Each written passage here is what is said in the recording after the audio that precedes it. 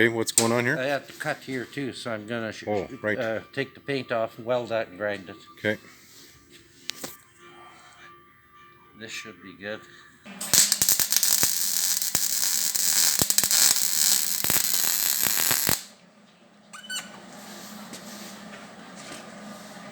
See here, I got a good weld on it. Yeah. Just buff it up there.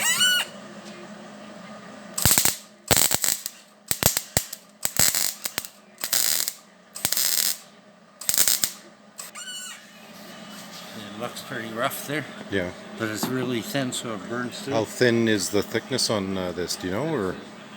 About 18 to 20 gauge.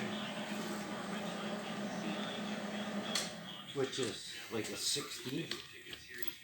1/16 of an inch. Yeah. Are you ever surprised at how well some of these old Bombardiers have held up? Well, they got better metal in them then than what you can buy now. Yeah. All the shit that comes from China is melted down old cars from Canada, United States. Yeah. Full of rust and glass and.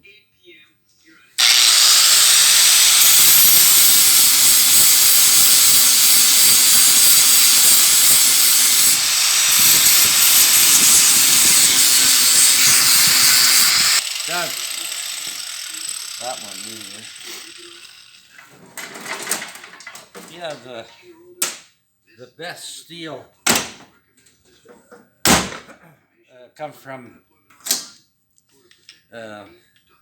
Germany, Sweden, and Finland. Like they didn't make jackknives or bayonets in the Second World War that come from China. Yeah. For some reason or other, they didn't trust them. You go to an old car from the 30s to 40s that's sitting out in the yard, you can clean it up, prime it, paint it, put a motor and transmission that suits you and wheels, and you drive it away. Buy a brand new one 10 years later. Rusted right out. Rusted right out.